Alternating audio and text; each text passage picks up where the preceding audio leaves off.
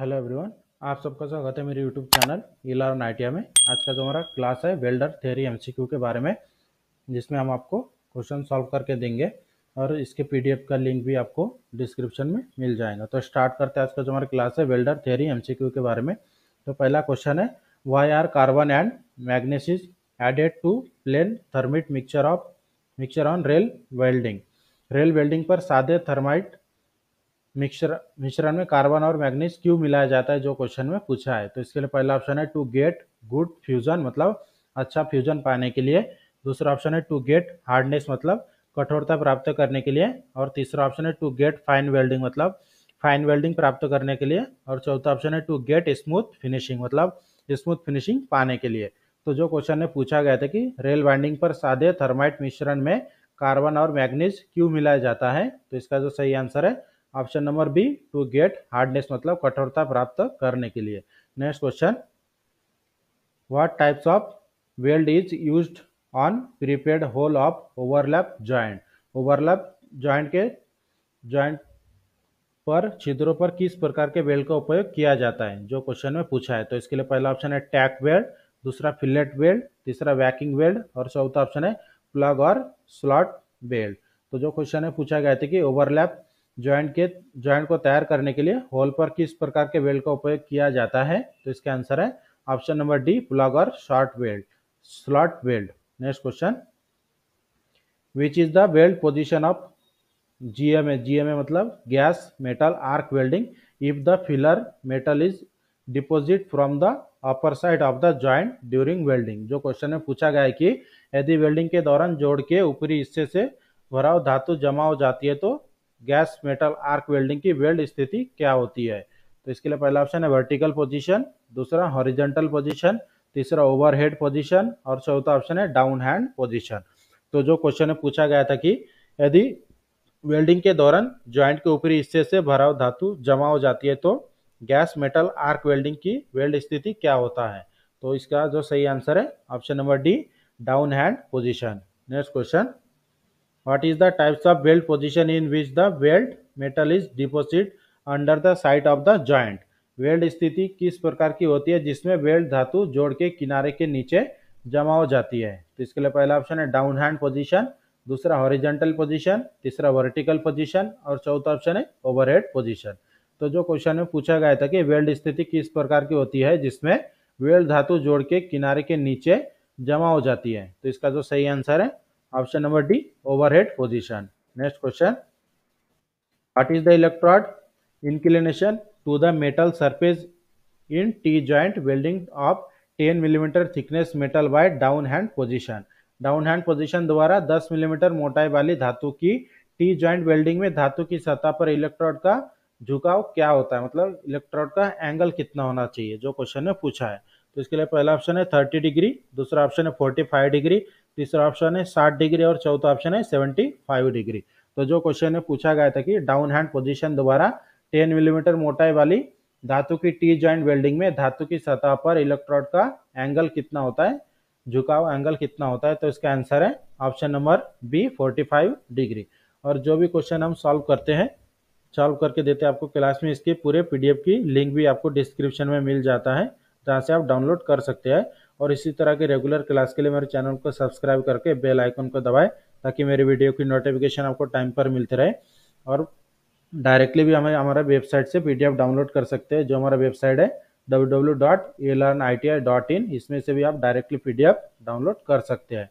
Next question, what is the usual length of tack weld in T joint in GMAW flat position welding. जो question में पूछा गया है कि gas metal arc welding flat position welding में T joint में tack welding की सामान्य लंबाई क्या है। तो जो क्वेश्चन है पूछा गया था, इसके लिए पहला ऑप्शन है 5 मिलीमीटर, दूसरा 10 मिलीमीटर, तीसरा ऑप्शन है 15 मिलीमीटर और चौथा ऑप्शन है 20 मिलीमीटर। तो जो क्वेश्चन है पूछा गया था कि GMAW मतलब होता है गैस मेटल आर्क वेल्डिंग। तो gas metal arc welding flat position welding में टी जॉइंट में टैक वेल्डिंग की सामान्य लंबाई क्या होती है। तो इसका जो सही आंसर है option number B, 10 millimetre. Next question, what is the purpose of fitting clear glasses on either side of coloured glass in the helmet. जो क्वेश्चन में पूछा गया है कि हेलमेट में रंगीन कांच के दोनों ओर स्पष्ट ग्लास लगाने का उद्देश्य क्या होता है। तो इसके लिए पहला ऑप्शन है प्रोटेक्ट फ्रॉम रेज, मतलब किरणों से बचाव करने के लिए। दूसरा ऑप्शन है प्रोटेक्ट फ्रॉम हीट, मतलब गर्मी से बचाव करने के लिए। तीसरा ऑप्शन है प्रोटेक्ट फ्रॉम स्पैटर्स, मतलब स्पैटर से बचाव करने के लिए। और चौथा ऑप्शन है प्रोटेक्ट फ्रॉम रेडिएशन, मतलब रेडिएशन से बचाव करने के लिए। तो जो क्वेश्चन में पूछा गया था कि हेलमेट में जो ग्लास लगा होता है उसके दोनों तरफ स्पष्ट, जो मतलब एकदम पूरा क्लियर आर पार दिखाई देता है, ट्रांसपेरेंट ग्लास लगाने का कारण क्या है। तो इसका जो सही आंसर है option number C, protect from spatters, मतलब स्पैटर से बचाव करने के लिए। Next question, how does the welder observe the welding area of the joint in electron beam welding. Electron beam welding में वेल्डर जॉइंट के वेल्डिंग क्षेत्र का निरीक्षण कैसे करता है। तो इसके लिए पहला ऑप्शन है सेफ ऑप्टिकल मिरर, मतलब सुरक्षित ऑप्टिकल मिरर से। दूसरा ऑप्शन है सेफ ऑप्टिकल हेलमेट। तीसरा ऑप्शन है safe optical hand screen having correct shade, मतलब सही शेड वाली सुरक्षित ऑप्टिकल हैंड स्क्रीन के द्वारा। और फिर चौथा ऑप्शन है safe optical viewing system contenting optical mirror, मतलब ऑप्टिकल मिरर युक्त सुरक्षित ऑप्टिकल देखने की प्रणाली से। तो जो क्वेश्चन में पूछा गया था कि इलेक्ट्रॉन बीम वेल्डिंग में वेल्डर जॉइंट के वेल्डिंग क्षेत्र का निरीक्षण कैसे करता है, तो इसका जो सही आंसर है option number D, safe optical viewing system contenting optical mirror, मतलब ऑप्टिकल मिरर युक्त सुरक्षित ऑप्टिकल वाली ग्लास से। Next question, how to protect from the toxic forms during welding operation. Welding operation के दौरान जहरीले धुएं से कैसे बचाया जा सकता है। तो इसके लिए पहला ऑप्शन है वियर हेलमेट, हेलमेट पहनकर। दूसरा ऑप्शन है हैंड स्क्रीन का यूज करके। तीसरा ऑप्शन है लेदर एप्रॉन का यूज करके। और चौथा ऑप्शन है यूज रेस्पिरेटर पैड, मतलब रेस्पिरेटर पैड का प्रयोग करके। तो जो क्वेश्चन है पूछा गया था कि वेल्डिंग ऑपरेशन के दौरान जहरीले धुएं से किस तरह से बचाया जा सकता है, तो इसका आंसर है option number D, use respirator pad, respirator pad का प्रयोग करके। Next question, what is the purpose of using copper coated filler wire in MiG welding. MiG welding में कॉपर कोटेड फिलर वायर का उपयोग करने का उद्देश्य क्या है। तो इसके लिए पहला ऑप्शन है टू रिमूव फॉर्म्स, मतलब धुएं को दूर करने के लिए। दूसरा ऑप्शन है टू प्रिवेंट रस्ट, मतलब जंग को रोकने के लिए। तीसरा ऑप्शन है टू प्रिवेंट एटमोस्फियर, मतलब एटमोस्फियर को रोकने के लिए।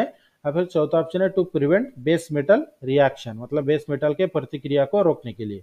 तो जो क्वेश्चन में पूछा गया था कि मिग वेल्डिंग में कॉपर कोटेड फिलर वायर का उपयोग करने का उद्देश्य क्या है, तो इसके आंसर है option number A, to remove fumes, मतलब धुएं को दूर करने के लिए। Next question, what is the angle of inclination of the weld torch from flat position in gas metal arc welding process. जो क्वेश्चन में पूछा गया है कि gas metal arc welding process में सपाट स्थिति के लिए वेल्ड टॉर्च के एंगल, झुकाव का एंगल क्या होता है। तो इसके लिए पहला ऑप्शन है 5 डिग्री से 10 डिग्री। दूसरा ऑप्शन है 10 डिग्री से 15 डिग्री। तीसरा ऑप्शन है 15 डिग्री से 25 डिग्री। और चौथा ऑप्शन है 25 डिग्री से 35 डिग्री। तो जो क्वेश्चन में पूछा गया था कि गैस मेटल आर्क वेल्डिंग प्रक्रिया में सपाट स्थिति के लिए वेल्डिंग टॉर्च के झुकाव का एंगल कितना होता है, तो इसका आंसर है ऑप्शन नंबर बी, 10 डिग्री से 15 degree. Next question, how many kgs weight of thermit is required against 1 kg wax. 1 kilogram मोम के मुकाबले कितने किलोग्राम वजन वाले थर्मिट की आवश्यकता होती है, जो क्वेश्चन में पूछा है। तो इसके लिए पहला ऑप्शन है 10 केजी से 15 केजी। दूसरा ऑप्शन है 11 केजी से 15 केजी। तीसरा ऑप्शन है 12 केजी से 14 केजी। और चौथा ऑप्शन है 12 केजी से 16 केजी। तो जो क्वेश्चन में पूछा गया था कि 1 किलोग्राम मोम के मुकाबले कितने किलोग्राम वजन वाले थर्मिट की आवश्यकता होती है, तो इसका आंसर है ऑप्शन नंबर सी, 12 केजी से 14 kg. Next question, which is adjusted in electron beam welding to eliminated the defect of porosity. Porosity के दोष को दूर करने के लिए इलेक्ट्रॉन बीम वेल्डिंग में किसका समायोजन किया जाता है। तो इसके लिए पहला ऑप्शन है स्पॉट साइज। दूसरा डिफ्लेक्शन। तीसरा बेल्ट पेनेट्रेशन। और चौथा ऑप्शन है फोकल पोजीशन, मतलब फोकस करंट। जो क्वेश्चन में पूछा गया था कि पोरोसिटी के दोष को दूर करने के लिए इलेक्ट्रॉन बीम वेल्डिंग में किसका समायोजन किया जाता है, तो इसका आंसर है option number B, deflection. Next question, what is the limitation what is the limitation for the submerged arc welding process। Submerged arc welding प्रक्रिया की सीमा क्या है, जो क्वेश्चन में पूछा गया है। तो इसके लिए पहला ऑप्शन है लिमिटेड टू वर्टिकल पोजीशन, मतलब वर्टिकल स्थिति तक सीमित। दूसरा ऑप्शन है limited to non ferrous metal, मतलब अलोहा धातुओं तक सीमित। तीसरा ऑप्शन है limited to over head position, मतलब ओवरहेड पोजीशन तक सीमित रहता है। या फिर चौथा ऑप्शन है limited to flat and horizontal fillet weld, मतलब फिलेट और हॉरिजॉन्टल फिलेट वेल्ड तक सीमित रहता है, फ्लैट और हॉरिजॉन्टल फिलेट वेल्ड तक सीमित रहता है। तो जो क्वेश्चन में पूछा गया था कि समर्क आर्क वेल्डिंग प्रक्रिया की लिमिटेशन क्या होती है, तो इसका आंसर है option number D, limited to flat and horizontal fillet weld, मतलब फ्लैट और हॉरिजॉन्टल फिलेट वेल्ड तक सीमित रहता है। Next question, which combination of shield gas in the gas metal arc welding process produce good arc stability for carbon steel. जो question में पूछा गया है कि gas metal arc welding process में शील्ड गैस का कौन सा एडजस्ट कार्बन स्टील के लिए अच्छी आर्क स्थिरता पैदा करता है। तो इसके लिए पहला ऑप्शन है आर्गन प्लस 20%, दूसरा ऑप्शन है कार्बन डाइऑक्साइड, तीसरा ऑप्शन है कार्बन डाइऑक्साइड प्योर आर्गन, और चौथा ऑप्शन है आर्गन प्लस 5% कार्बन डाइऑक्साइड। तो जो क्वेश्चन में पूछा गया था कि gas metal arc welding process में शील्ड गैस का कौन सा संयोजन कार्बन स्टील के लिए अच्छी आर्क स्थिरता पैदा करता है, तो इसका जो सही आंसर है option number D, argon plus 5% carbon dioxide. Next question, how is the filler wire feed in the gas metal arc welding process. जो क्वेश्चन में पूछा गया है कि gas metal arc welding process में फिलर वायर को कैसे फीड दिया जाता है। तो इसके लिए पहला ऑप्शन है मैनुअली, दूसरा नो फीडिंग, मतलब कोई फीड नहीं दिया जाता है, तीसरा ऑटोमेटिकली, और चौथा ऑप्शन है सेमी ऑटोमेटिक। तो जो क्वेश्चन में पूछा गया था कि gas metal arc welding process में फिलर वायर को कैसे फीड दिया जाता है, तो इसका आंसर है ऑप्शन नंबर सी, ऑटोमेटिकली।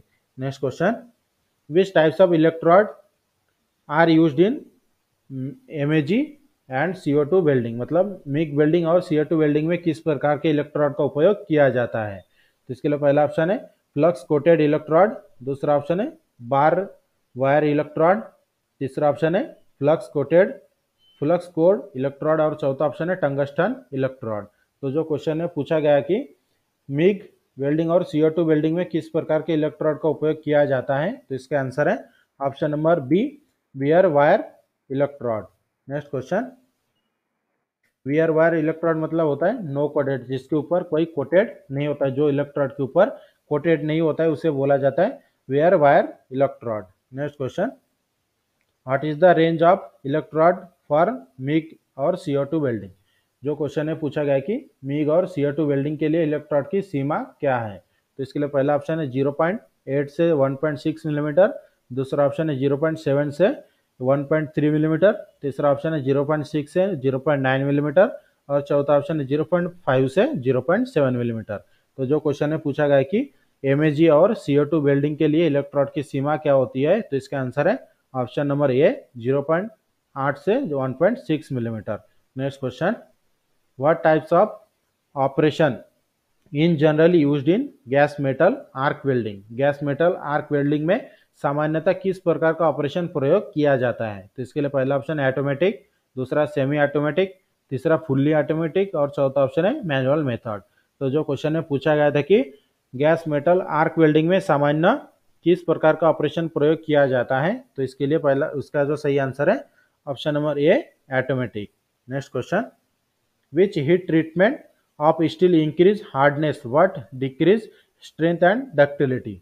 जो क्वेश्चन में पूछा गया है कि स्टील का कौन सा ताप हीट ट्रीटमेंट प्रोसेस जो स्टील को कठोरता को बढ़ाता है और डक्टिलिटी को कम कर देता है। तो इसके लिए पहला ऑप्शन है एनलिंग, दूसरा हार्डनिंग, तीसरा नॉर्मलाइजिंग, और चौथा ऑप्शन है केस हार्डनिंग। तो जो क्वेश्चन में पूछा गया था कि स्टील का कौन सा हीट ट्रीटमेंट प्रोसेस है जिसमें हार्डनेस को बढ़ाता है और डक्टिलिटी को कम करता है, तो इसका आंसर है option number B, hardening. Next question, which heat treatment process produce only outer surface of job harden to some depth, मतलब जो क्वेश्चन में पूछा गया कि कौन सी हीट ट्रीटमेंट प्रोसेस है जिसमें जॉब की केवल बाहरी सतह को कुछ गहराई तक हार्डनेस बनाती है। तो इसके लिए पहला ऑप्शन है एनलिंग, दूसरा हार्डनिंग, तीसरा नॉर्मलाइजिंग, और चौथा ऑप्शन है केस हार्डनिंग। तो जो क्वेश्चन में पूछा गया था कि कौन सा हीट ट्रीटमेंट प्रोसेस है जिसमें जॉब की केवल बाहरी सतह को ही कुछ गहराई तक कठोर बनाता है? तो इसका आंसर है option number D, case hardening. Next question, which heat treatment process is employed to remove brittleness in a chisel? Chisel की ब्रिटलनेस को दूर करने के लिए कौन सी हीट ट्रीटमेंट प्रक्रिया अपनाई जाती है? तो इसके लिए पहला ऑप्शन है एनलिंग, दूसरा ऑप्शन है हार्डनिंग, तीसरा ऑप्शन है टेम्परिंग और चौथा ऑप्शन है नॉर्मलाइजिंग। तो जो क्वेश्चन में पूछा गया था कि चीजल की ब्रिटलनेस को दूर करने के लिए कौन सी हीट ट्रीटमेंट प्रोसेस का उपयोग किया जाता है? तो इसका आंसर है option number C, tempering. Next question, what is the main purpose of normalising steel? Steel को नॉर्मलाइजिंग करने का मुख्य उद्देश्य क्या है? तो इसके लिए पहला ऑप्शन है टू कंट्रोल हार्डनेस, मतलब हार्डनेस को नियंत्रित करने के लिए। दूसरा ऑप्शन है टू प्रिवेंट क्रैकिंग, मतलब क्रैक को रोकने के लिए। तीसरा ऑप्शन है to make welding operation easier, मतलब वेल्डिंग कार्य को आसान बनाने के लिए। या फिर चौथा ऑप्शन है to produce fine grain of uniform structure, मतलब एक समान स्ट्रक्चर का फाइन ग्रेन पैदा करने के लिए।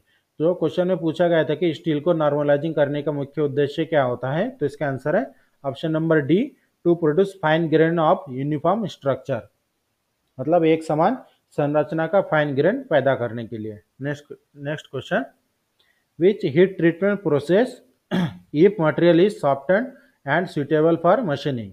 यदि मटेरियल नरम हो गई है और मशीनिंग के लिए उपयुक्त है तो कौन सा हीट ट्रीटमेंट प्रोसेस अपनाया जाता है? तो इसके लिए पहला ऑप्शन है एनलिंग, दूसरा टेम्परिंग, तीसरा नॉर्मलाइजिंग और चौथा ऑप्शन है केस हार्डनिंग। तो जो क्वेश्चन में पूछा गया था कि यदि मटेरियल सॉफ्ट है और मशीनिंग करने के लिए उपयुक्त है तो हीट ट्रीटमेंट का कौन सा प्रोसेस अपनाया जाता है? तो इसका आंसर है option number A, annealing. Next question, what is the name of the heat treatment process where the steel is reheated to a suitable temperature below the critical point to improve the toughness and ductility? जो question में पूछा गया है कि ऊष्मा उपचार, मतलब heat treatment का कौन सा प्रोसेस है जिसमें टफनेस और डक्टिलिटी में सुधार के लिए स्टील को महत्वपूर्ण बिंदु, मतलब कुछ सुटेबल पॉइंट तक टेम्परेचर में, क्रिटिकल पॉइंट में गर्म किया जाता है जिससे तापमान पर दोबारा गर्म किया जा सकता है। तो जो क्वेश्चन में पूछा गया था तो इसके लिए पहला ऑप्शन है एनलिंग, दूसरा हार्डनिंग, तीसरा टेम्परिंग और चौथा ऑप्शन है नॉर्मलाइजिंग। तो जो क्वेश्चन में पूछा गया था कि हीट ट्रीटमेंट का वह कौन सा प्रोसेस है जहां टफनेस और डक्टिलिटी में सुधार के लिए स्टील को महत्वपूर्ण बिंदु से नीचे उपयुक्त तापमान पर दोबारा गर्म किया जाता है? तो इसका जो सही आंसर है ऑप्शन नंबर सी, टेम्परिंग।